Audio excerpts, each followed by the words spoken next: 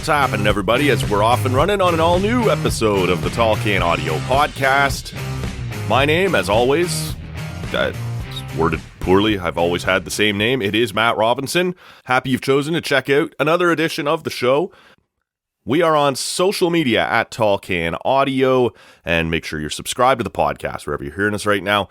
Going to be a lot of Leafs today, and as most of you regular listeners know, there was an episode earlier in the week that we lost due to some technical difficulties, which caused great consternation. And inside that episode, there was a bit of Leaf talk. A lot of it in terms of how they're going to shape up against the Lightning.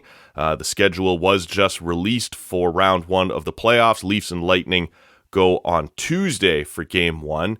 But before that happens, there's a couple things that went on throughout the season that I thought were probably worth touching on before we get fully into playoff mode.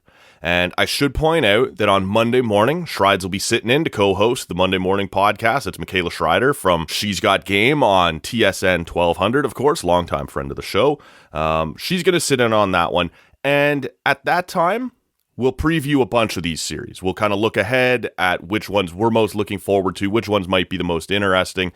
And of course, there will be a little bit of extra focus on the Leafs because obviously I'm a Leafs fan and she is a Leafs hater. And the Leafs always seem to be the main event. Everybody tries to pretend that they're not and that the Leafs, think they're the center of the hockey universe when they really aren't. And then everybody sits down and watches the Leafs as a villain anyway. So whether you're watching them out of love or out of hate, you're still kind of doing the thing. Anyway, we'll talk about the playoffs on Monday when Schreids is in here. I want to look back a little bit and just sort of, there was a few stories that didn't get a whole lot of attention throughout the season or throughout the end of the season. A couple things that we touched on that lost episode earlier that I didn't really want to see, totally get flushed away. And the further away you get from them, the less likely it is you're ever going to circle back. So we're just going to touch on a little bit of that. This won't be a long episode. Just had a bit of a hankering to talk some Leafs. As you've probably noticed by now, it is just me here on this one. But got a pint anyway. I don't mind. I'll drink alone. Just for you people, right? I guess it's not alone. You're all here. I appreciate that. It allows me to have a pint. This one comes from Elmsdale, Nova Scotia. Now, I don't know almost anything about Elmsdale, Nova Scotia. I'm not sure I'd ever heard of it before I looked up the beer. So this is from the Good Robot Brewing Company out in Elmsdale. Elmsdale, a town, as Wikipedia tells me, of just over 3,000 people. So shout out Elmsdale. My friend Jill, I mentioned this on an earlier episode, maybe a couple of times. I had a friend of mine who was in to visit, and actually when she was here, she jumped on the podcast quickly. I was asking her to try a craft beer. She's not really a beer person. She said, well, I'll do that, but I want you to try a White Claw, which at the time I'd never tried. So we're like, all right. So we fired up the mics and did that. That was a few episodes ago, but she brought beer. And she went through a place that is just behind security at Halifax Stanfield International Airport. And they sell, after you've cleared security, so you don't have to try and, I don't know what the rules are now about getting fluids and beverages and stuff through security. You've already cleared security. It's just carry on now. And so you go in, and you can grab local wines or local beers or whatever. We've talked about this place before. It's a really cool idea. I don't really know why more airports don't do this. I'm not in the airport business. This isn't something I really understand. But it seems pretty obvious, right? You've been out for dinner somewhere and tried a bottle of wine that you really loved, but you couldn't drive to Elmsdale. You were out there for a business meeting or whatever the case may be. But you can go in at a place like this, grab a couple local beers, grab a local wine, whatever it was, and off you go. You take it home with you. Really cool idea. That's a whole other thing. When Jill was coming through Halifax Airport, she stopped into this Liquid Assets store and grab me some Nova Scotia beer. So like I said, this is the Good Robot Brewing Company, and this beer is called the Creature Feature. Interesting name. It sounds like perhaps one that's kind of a rotation, right? We're featuring this one this month, this season. I'm not sure on that, but it's a New England IPA coming in at about 6.4%. And so we're going to give that a go before we talk a little Leafs. That's a little hoppier than I probably would have expected out of a New England IPA. And obviously, any IPA can be and might be hoppy. But you always kind of think of them as more hazy, right? And it's hazy, but it's got a little bit of that crispness to it, a bit of crack to it, right? That I'm kind of enjoying. A little bit of tropical flavor to it as well. So that is, at least in my mind, I associate that sometimes a little bit more, maybe incorrectly, but with a New England IPA. Nova Scotia, not far from New England. Is there anything there? No, of course not. Breweries just make New England IPAs. I get it. But maybe Elmsdale. Maybe right there, close to Maine or something. I'm really not super familiar with my maritime geography. I should be. I apologize to my grade 6 geography teacher. This, though, is a pretty nice beer. If you're interested, we always post pictures of the beers on our Instagram page at Tall Can Audio. Just kind of gives you, if you're curious about how hazy it might be or the art on the can so that you can kind of keep an eye out for it yourself, give us a follow on Instagram at Tall Can Audio. The beers are always posted there.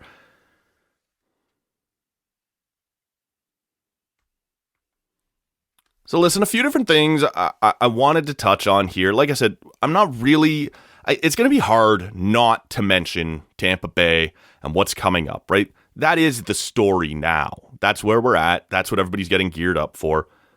And so that's sort of the lens that we view the season through now, right? That's the spot we're all in. But largely, these are just a couple of storylines that crop up throughout the season and then sort of fade away or don't. But we talk about this on our Twitter page at Tall Can Audio all the time. You don't have to ride the roller coaster, right?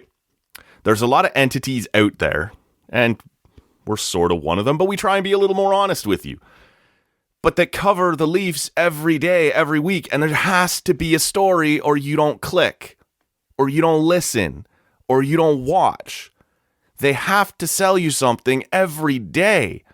And so the most minor little things become these big stories for a couple days, and they just don't have to. And I wonder if you can remember, because it feels like a million years ago. During training camp, Sheldon Keefe drops the bombshell. We're going to have Mitch Marner play some defense. Do you remember that? That was a huge thing for like a week or 10 days. They're going to put Marner on the blue line sometimes? Do you remember one time during the regular season where you saw it? Of course not. Because as we pointed out here at the time, what it means is maybe he sees some time on the point during the power play. Especially when you have 4 forwards and 1 defense anyway. If Riley ends up deep, Marner is one of your most responsible defensive forwards. He's obviously going to slide back sometimes. Maybe during a 6-on-5, when you're running out of time, and you're probably going to have 5 forwards and Morgan Riley out there late anyway, maybe Marner's the one sitting back towards the blue line, being a little more responsible. But how many times do you honestly remember during the season any sort of alignment, any sort of period, like an entire third period where the Leafs are trailing and need some offense, where they ran Mitch Marner out there as a blue liner? I don't remember any. It was a big deal for a couple days. We talked all about it. Numerous columns written, video packages put up on sportsnet.ca and tsn.ca. Entire segments dedicated on radio shows. Can Mitch Marner play defense? Is this a condemnation of the blue line that Kyle's built because they don't have enough right-handed blue liners? Which is actually a little funny now, because we've got like 9 defensemen as we get ready for the playoffs. A bunch brought in around the deadline and this, and that's with guys hurt. Remember Victor Mete? Remember he was playing minutes early in the season? Yeah, hurt, gone. You haven't seen him since. Jake Muzzin started the season. I think he played like 4 games, gone. I understand these aren't necessarily right-handed defensemen, but you see my point.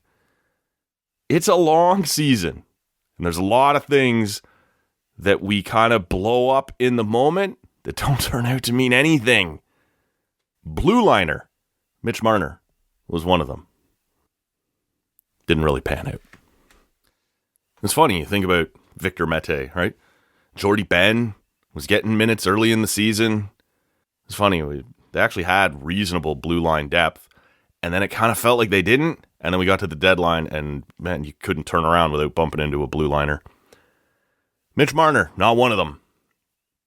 The goaltending was another storyline, and that one continued to weave its way all the way through the season.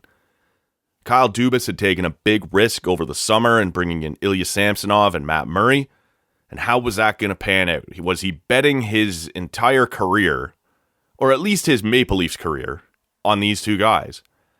And I don't think it's unfair at this point to say, it's kind of a mixed bag. I've seen people use the word disaster to describe Matt Murray. I wouldn't go that far. I was on this show after the trade was made, railing against it. It was not a good deal. And honestly, all the way through the season, I wasn't, as we sit here now, I don't think it was a good trade. But disaster is strong. Has it really stopped them from doing anything else that they wanted to do? Has it stopped them from putting up a 111-point season, just 4 points shy of the franchise record they set last year?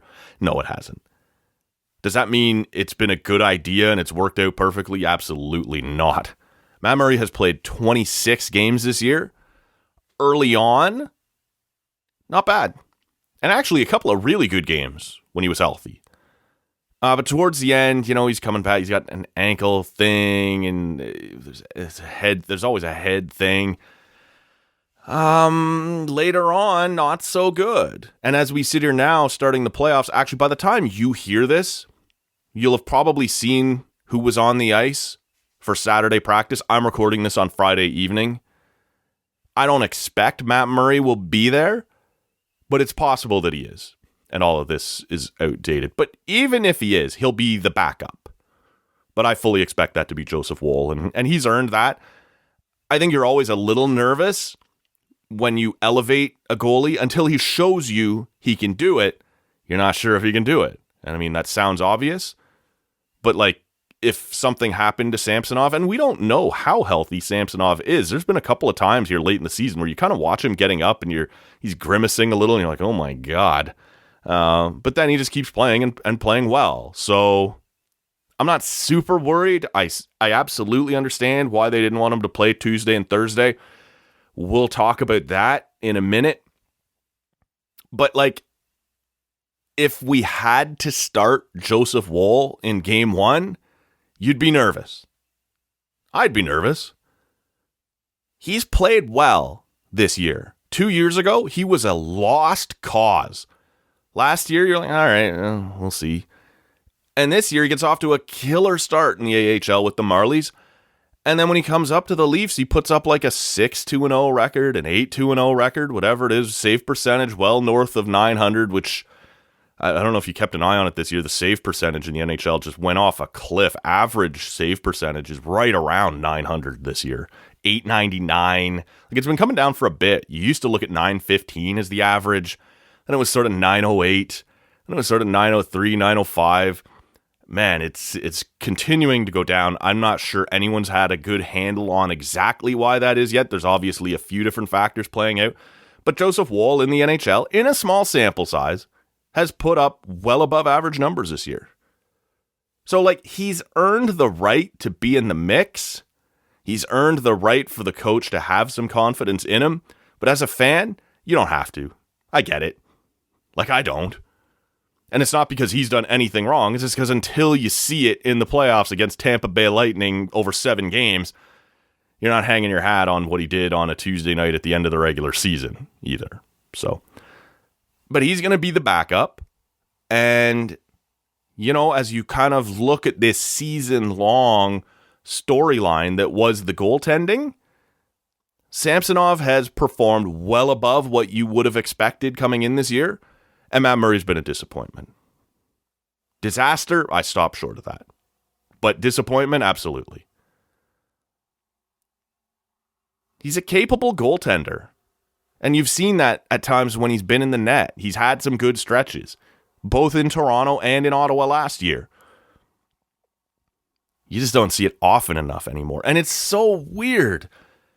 Like I tend to think the term injury prone gets overused in sports. Like if you have somebody who kind of, I don't know, breaks an ankle on a freak play and then gets hit in the hand with a slap shot in front of the net, you know, a couple wonky things like that. Is he injury prone or is he just kind of a klutz with bad luck? Like, honestly, if you keep blowing out your shoulder and it's the same shoulder, you're like, all right, that's a problem. Like, that shoulder is injury prone and it's been an issue his whole career. I get that. But like in this one, you've seen like a groin thing and an ankle thing and now a concussion thing on that freak play against Detroit a couple of weeks ago. I get why people want to call him injury prone because he keeps getting injured. But some of it's just weird. And so I don't think he's been on the ice since that incident. And so I would be absolutely stunned if he was suddenly ready to back up for game one. So it'll be Samsonov and Joseph Woll. I think I want to talk a little bit about what happened over the last week or 10 days with the goaltending position with Toronto, because there's been a lot written about it. And I think in some cases you've seen like the national rights holder not be willing to just come right out and say what happened because they know the league is pissed and you're a partner with the league. So if you'll allow me to go back to a week ago Thursday, like 10 days ago, Joseph Woll plays, I believe was it against Boston? I think it was against Boston. And then the Leafs send him down immediately after that. And they say it's because Matt Murray, we think, might be ready to back up on Saturday. Samsonov's going to play against the Habs, but Murray might be ready to go. You haven't seen Murray yet. They knew then Matt Murray was not ready to go. That's that's a cover. That's a ploy. This is something for the cap machinations. This is being done for the cap reasons. So you send down Joseph Woll after that Boston game on Thursday. You tell everybody it's because we think Murray's ready to come back.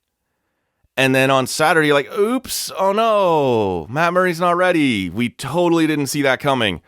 We need an emergency backup. And so you sign this kid, Jet Alexander. And we'll get to how that all played out in a minute.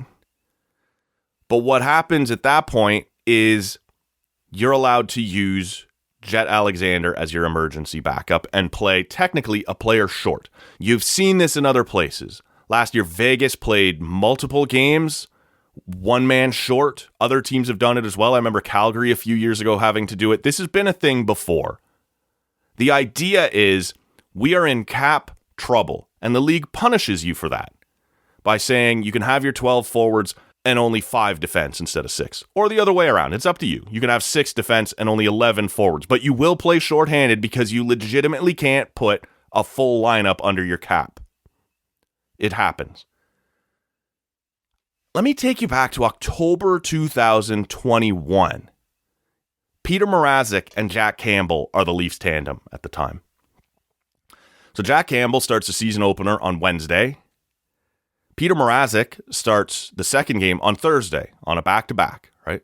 Playing against the Sens. He gets hurt halfway through the game. So Campbell has to come in at that point. You haven't burned off any cap space yet. We've talked about this before, that you accrue cap space as you move through the season. In theory, you keep getting a little more room and a little more room and a little more room every day. Well, this is like day 3 or 4 of the season. Justin Hall is sick. We're in a different place with the pandemic. He has like cold and flu symptoms, and they're waiting for the test to come back on the Saturday.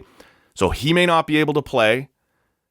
And it's not LTIR, right? When you're just sick and you no longer have, like, they've waived the taxi squad at this point, all these things. So they need a defenseman. And now Mrazek is hurt and you don't have enough cap space to bring up a goalie to back up Jack Campbell. And I'll never forget the chaos that went on hockey Twitter that morning. What are they going to do? They don't have room for a goal. Well, you just dress the e-bug right away. Instead of waiting for somebody to get hurt and have him get dressed and come out and sit on your bench, you just go, we need an emergency goalie. And he comes out and he sits as your backup. And at the time, everybody's pointing and laughing at the Leafs going, I can't believe you fucked your cap this bad. All these sorts of things.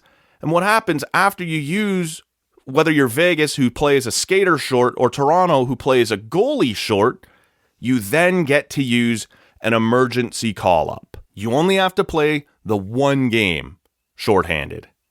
And then they go, yep, we get it. You wouldn't have done that unless it was an actual emergency. Here, you can use a replacement. So on that night, back in October of 2021, the Leafs decide, what are the odds our goalie's going to get hurt? Like, if we're prepared, other teams are prepared to use one less skater, we'll use one less goalie. You're going to give us an emergency one if we need it anyway. And how often does a goaltender really get hurt? It happens. But is it 50% of the time? No. 30% of the time? No. Like 10%? No. Like, it's a really low number. They're not counting on Jack Campbell getting hurt. And they go, we'll just roll the dice on that. And then we get our emergency call-up.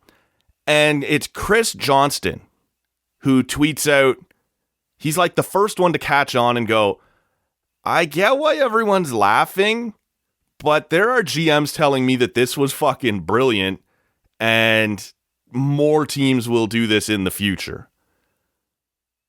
Your goalie's probably not going to get hurt. He'll just play. Instead of going a skater short, you go a goalie short. If you need, heaven forbid, Jack Campbell did get hurt, whatever. Here's the e-bug. We'll pinch our nose for one night. And the next day, we get our emergency call-up anyway. And so that's what they did. Kid named Alex Bishop. He gets in there. He gets to back up. And off you go. And everyone has to stop pointing and laughing. I'll never forget someone replying to me on Twitter that day and calling the Leafs a poverty franchise. This is one of those terms that moves around on hockey Twitter, something on sports Twitter, really.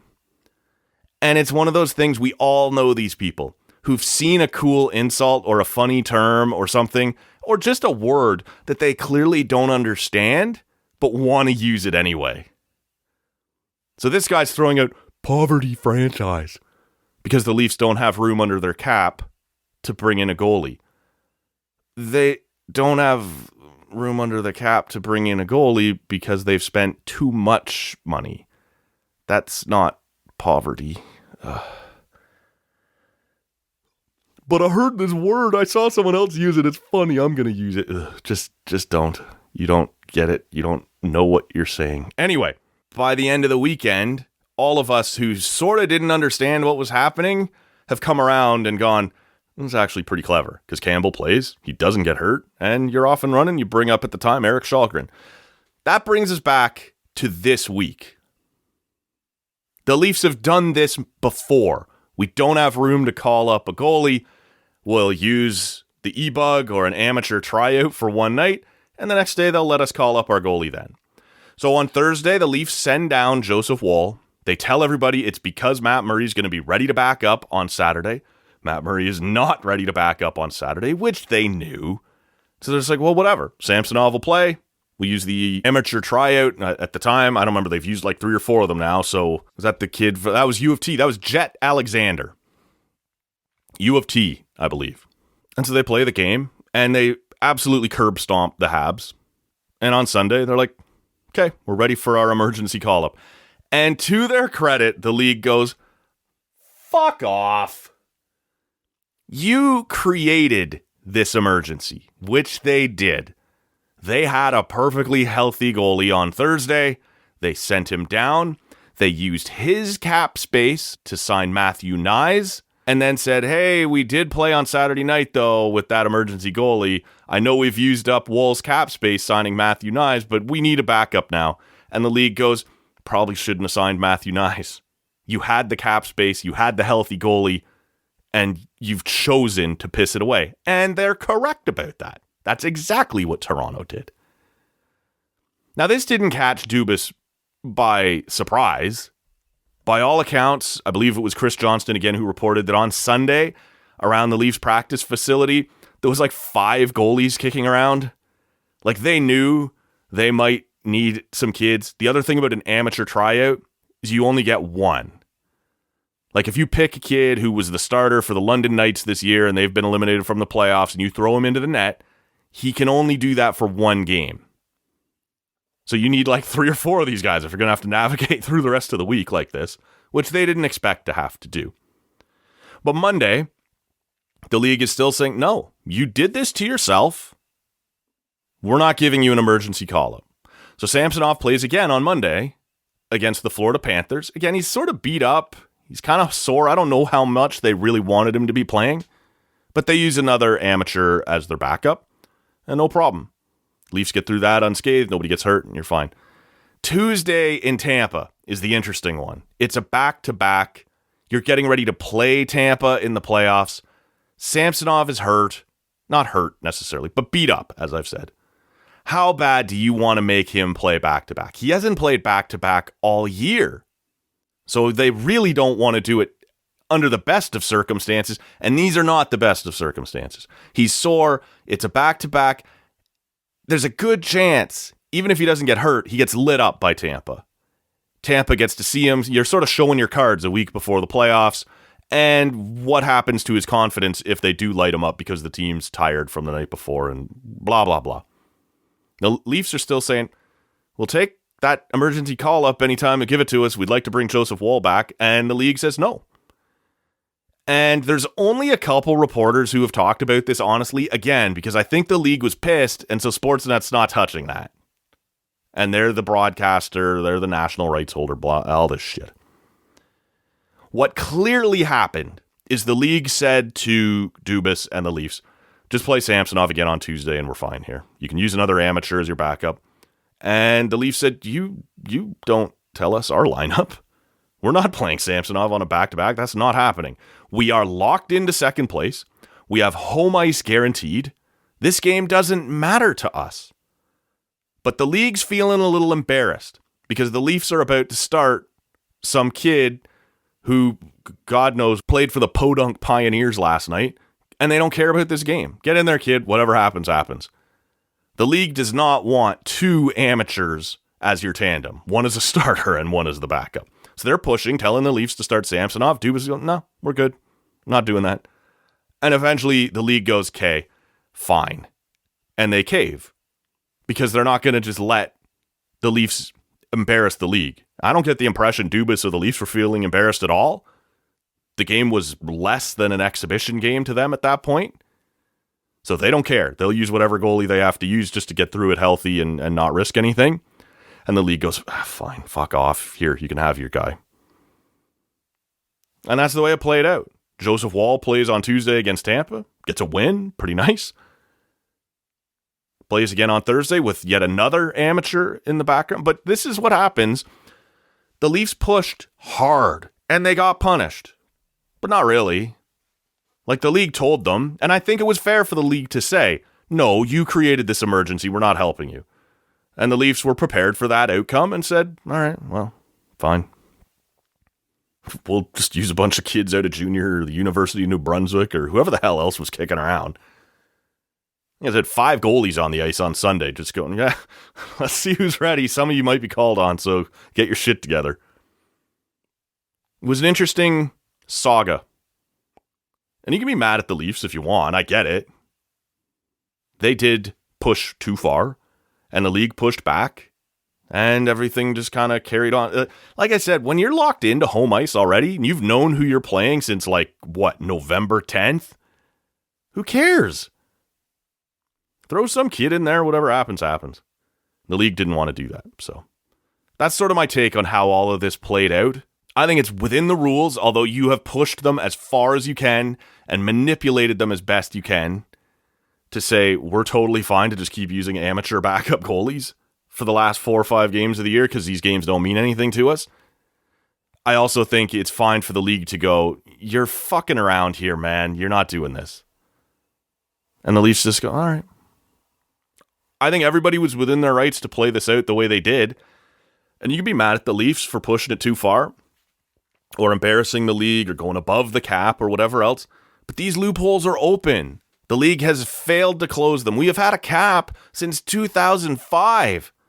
How are these holes still there?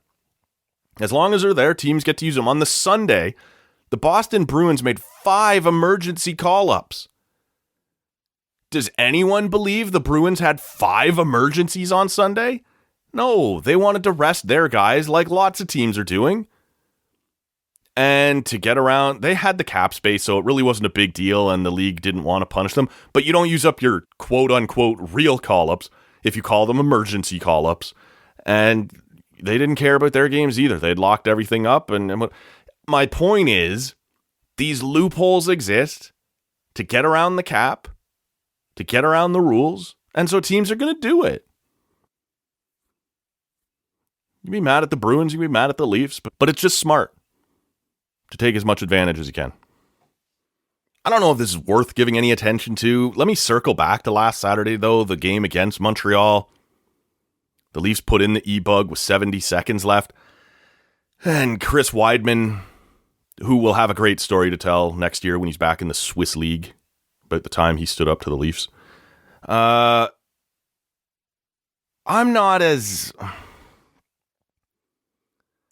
wasn't as in love with it as everybody else.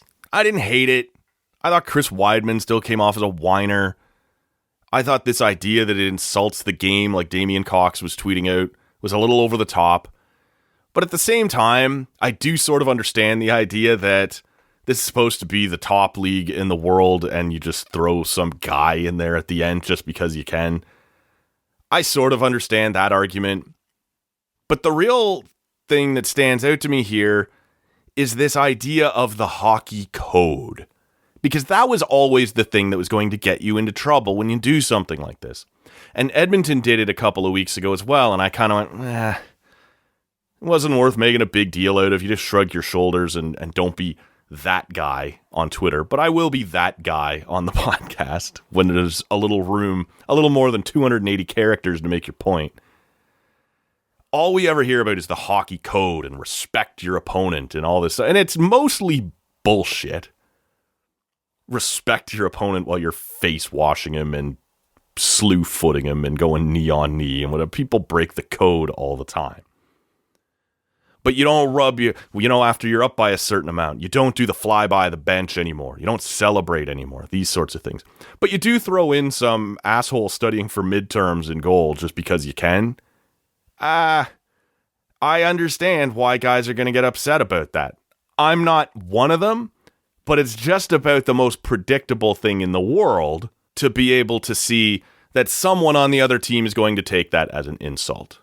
Now, the Habs already had big blue tire treads on their back before this happened, but now you're up 7-1. You're like, hey, get in there, kid. Was it a big deal? Not really.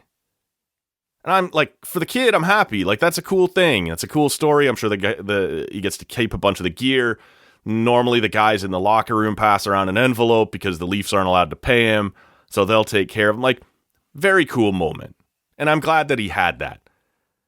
But if you can't be one of these people who swears up and down the hockey code is great, but also thinks this is great. Because inside that ridiculous code is this idea that you don't do anything to show up your opponent. And throwing in a goalie who is nowhere close to NHL caliber when you're up 7-1, I sort of understand why people would view that as showing up your opponent. Now, Chris Weidman, his idiot comment, what do you say? They'll get what they deserve in a couple weeks. Screams big loser energy. Like, it comes off very much as someone just beat you up, took your lunch money, and you said, my big brother will kick your butt later. Oh, okay. All Chris Weidman has said is that someone else will come along and do what we couldn't do tonight, is the way I took that comment. You just got kicked in the face. You're unhappy about it. So you picked a sad little occasion to trot out that, well, a better team than us will dole out our payback for us. Okay, man, good for you. Right? It was a big time loser comment. And like I said, Chris Weidman will be back in the KHL or the Swiss League or whatever within 18 months. And he'll be able to tell all his buddies over there about the time he, stood up to the Leafs after getting just absolutely hammered. So, I mean, to tie all that together, yeah, the storyline all year about the goaltending remains unresolved. You're about to face Vasilevsky, who is having a down year, and you have Samsonov, who's having a career year, and you could make the argument that Vasilevsky's down year numbers are still every bit as good as your goalie's career year numbers. So we'll see. The Leafs showed last year Vasilevsky is human, but Vasilevsky showed in those last 3 games of last year's series that he is still absolutely capable of shutting it down. So to me, that's the question going into this series more than anything else. I like Toronto's defensive depth better than Tampa's this year. I didn't last year, but you lose Ryan McDonough and all of a sudden things change in a hurry for Tampa. I like Toronto's forward depth better than Tampa's, which I didn't last year. I probably would have called that about a tie. But this year, with some of the moves they've made, I like Toronto's depth better. But the goaltending remains a question mark. Samsonov was a question mark coming into the season, and he's going to be a question mark going into the playoffs. I think he has one career playoff win with Washington, and other than that, they've chosen to go with someone else. Vasilevsky has been as good as probably the best goalie in the league for the last 5 years. Now, is it possible that he's worn down a little after 3 runs to the Cup final? Sure, it's possible. That's why it's called a question mark and not an exclamation mark at this point. We'll see how that plays out. But yeah, you're staring down. You brought in, and Kyle Dubas said this, and I thought it was a ridiculous thing to say even then, was that they brought in Murray for his playoff experience. He's got 2 cups, and that's all fair. Now, he never went wire to wire as the starter in either one of those runs, and they were like 6 years ago. And he has been through a lot since, both physically and mentally. But he's not even available to you now, which was always the biggest risk. I always suspected if he played, he'd be fine, whether it be during the regular season or the playoffs. But he's got to play, and he's not gonna, at least not for a while. So I think Toronto's the favorites. So I'm still not betting very much because they've actually got to show up and do it. They haven't earned the benefit of the doubt. And while Tampa's only been like the 24th best team in the league since February 1st, I do believe it's possible that they flip a switch. I don't believe that with most teams, but they've known, just like the Leafs, exactly who they're facing for a very long time. So if after 3 consecutive runs to the Stanley Cup final, they sort of decided, you know what, let's conserve our energy a bit and just sort of coast to the finish line and then turn it on, that wouldn't shock me. It's possible they're out of gas. It's also possible they're just waiting until it matters. And even if they are out of gas, like, what does that mean? Maybe they can still gear up for a round or 2 and just don't have it in them to get all the way to the final again. Like, I think the idea that they might be out of gas, like, it's a reasonable theory, but I don't think it kicks in round 1. I think that is an advantage for someone who sees them later on. The other storyline I wanted to touch on just quickly before we get out of here, Kyle Dubas without a contract. I wasn't sure what that would mean for the trade deadline. Was he a lame duck? Would he have the authority to make the moves he wanted to make? Would he have to run everything by Shanny or ownership because he may not be here next year? So do you get to make long-term commitments? Well, he made a bunch of deals at the deadline. And so it sure looks like they said to him, rightly so, go ahead, make your moves. Because if you've already decided you're not going to let him do his thing, you might as well fire him now. So they went ahead and let him do it. And they danced as tightly to the cap this year as they ever have. And this is a story every year. But this year, man, like I talked about with the goaltending things and the trade deadline, the pieces moving in and out, all these things. This was a masterclass by Dubas and Brandon Prinham and their front office on how to get away with murder, basically.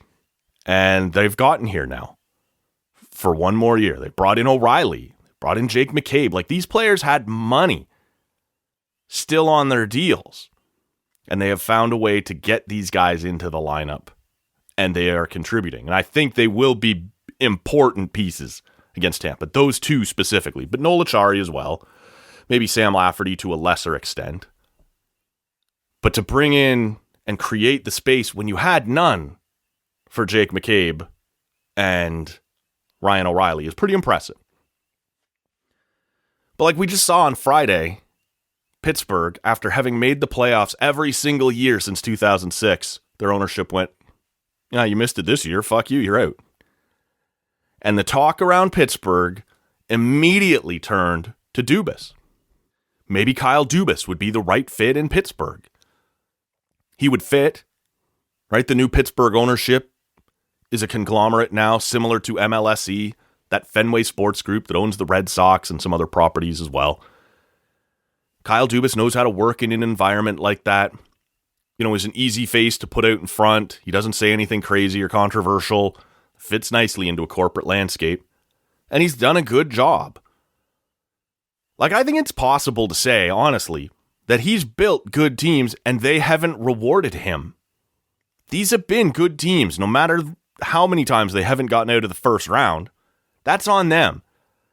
Every year he has improved the team. So we sit here right now, he doesn't have a contract for next year. There's going to be change, one way or another, if this doesn't work in round one against Tampa. Maybe he decides he wants to move on. Maybe he feels disrespected. And if he does, someone will pay him right away. And it might be Pittsburgh. There will be other openings this year. We'll see. But it was a risk to not lock him up because he has a good reputation around the league. Whether he has a good reputation in Toronto or not, that's up for some debate. But around the league, he's pretty well respected. So I just thought it was interesting that they went through an entire year like this. But it does appear they let him do what he wanted to do. And that's important. Because you can't leave this guy in a lame duck situation and handcuff him. He's got to be allowed to do his thing. And it appears he was. So I was a little surprised. Honestly, we're at 111 points again now after setting a record last year with 115 points. I understand it's a winning business, but I've said on the show a few times before, I don't know what's better. Like, I don't know who else you're getting that you can guarantee is an improvement. And after they went out, had a really good season again, and it would look that much better if the Bruins hadn't done what the Bruins have done all year. There was a point there, January, February, I probably would have re-signed him. I'm not sure. It's so complicated. Are you really going to make this decision based on what happens over the next 10 days against Tampa Bay? And it looks like they are. We know now he has built good teams. For years now, they have finished high in the standings. You already have that piece of information. What you've been unhappy about, and fair enough, is what's happened in the playoffs. So, I guess, if they lose to Tampa, you fire him. If they don't, you keep him. Like, to me, that's a troubling way to make a decision. Cast aside the last several hundred games to make a decision based on 7. At the same time, that's sports. If you don't win, they will replace you with someone they think will. And they get to do that. I think it'll be a mistake, but it's still on the table. If they lose to Tampa this year, I don't know what happens. You got big contracts all over the place. You got to talk to Matthews and Nylander this summer and start trying to get them back under contract long term. You've got the Ryan O'Reilly thing to figure out. You're going to have to figure out Matt Murray. Are you bringing him back again? Or are you going to try and punt him down to Arizona?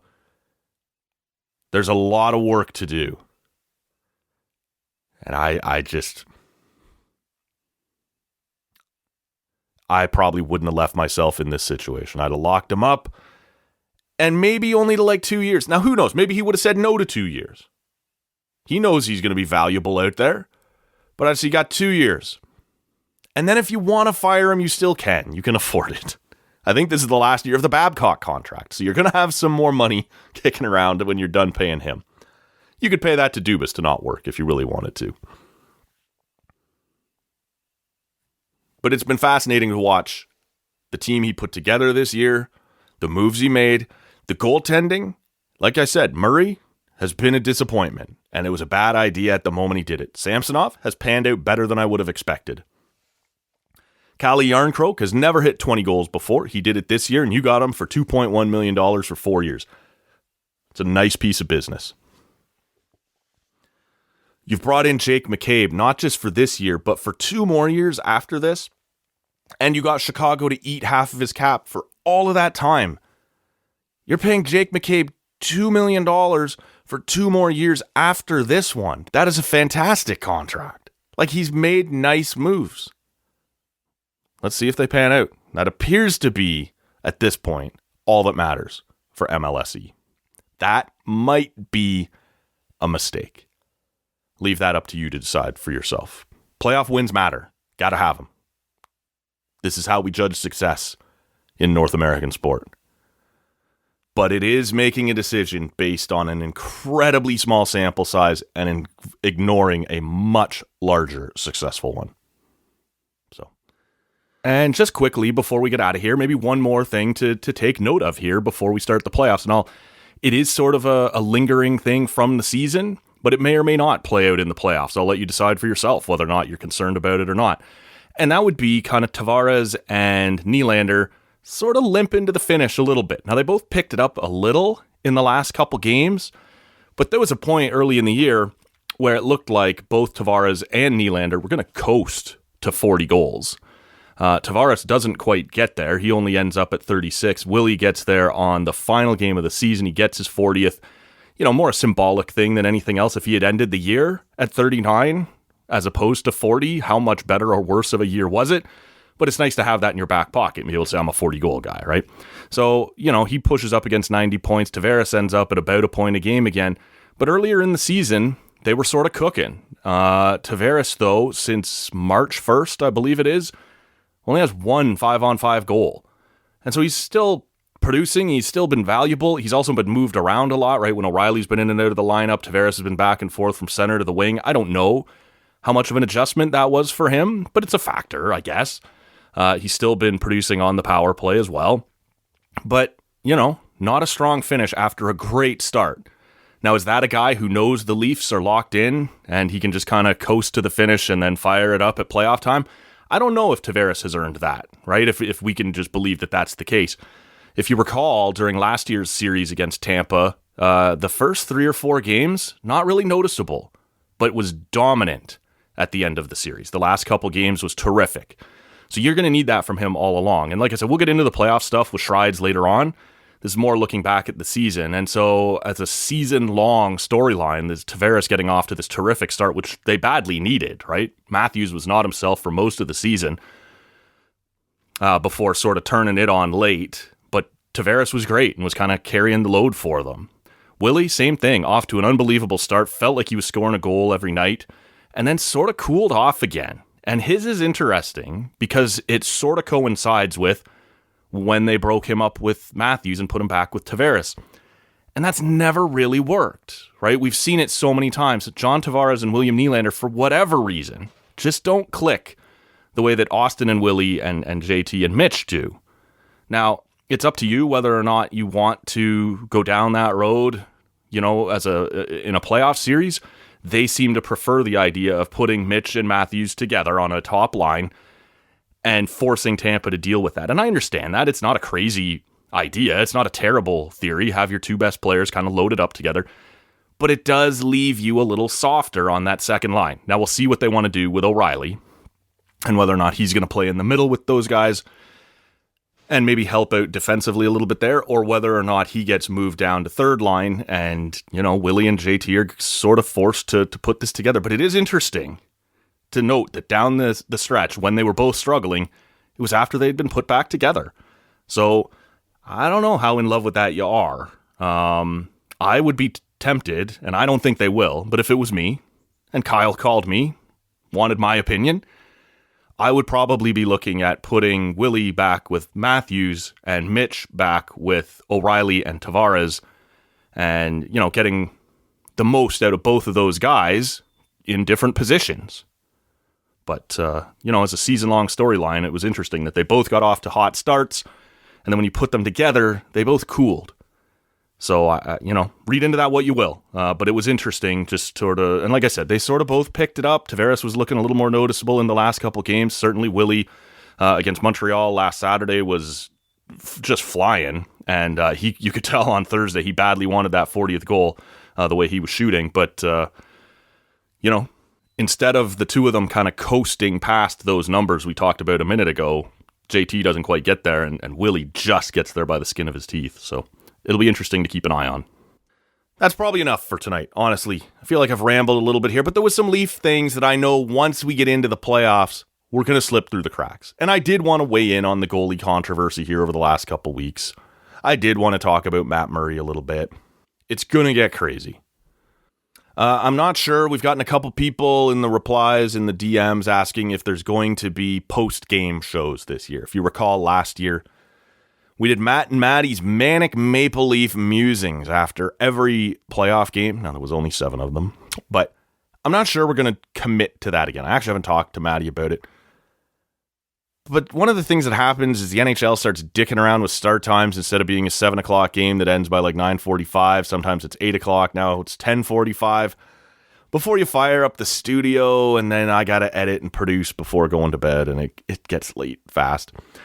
But there will be more content than usual. Whether it's right after every game, I can't say that. But maybe the next day you fire off another quick solo show based on how things have gone or what you've seen. Maybe we call Maddie. Maybe we call Dr. Vicky. We'll see what's happening. But there will be extra content while the Leafs are playing in the playoffs. I'm just not prepared to commit at this point to a post-game show every night. We'll see, though. If Maddie comes to me desperate to revive Matt and Maddie's Manic Maple Leaf musings, we can talk about it. But like I said, that'll be it for now. Shrides is going to be in here co-hosting the Monday morning show, so we look forward to talking to you then about all the other series coming up, and we'll get her take on Leafs Lightning as well. Plus, Women's World Hockey Championships is going on right now. We've got baseball finally back up and running. The Blue Jays have just given Tampa Bay their first loss of the season, so fuck yeah. Was so happy to see that. Can't stand the Rays. It was nice to watch them implode on themselves there in the 5th or 6th inning, whatever that was. We got a bunch of stuff to talk to Michaela about, so hope you'll stick around for that as well. Make sure you're subscribed to the podcast wherever you're hearing me right now. Make sure you're following on social media at Tall Can Audio. My name's Matt Robinson. Thanks for hanging out tonight, and we'll talk on Monday. That's it. I cannot work under these conditions. If anybody wants me, I'll be downstairs at McDougal's. Call the weekend guy. I don't care.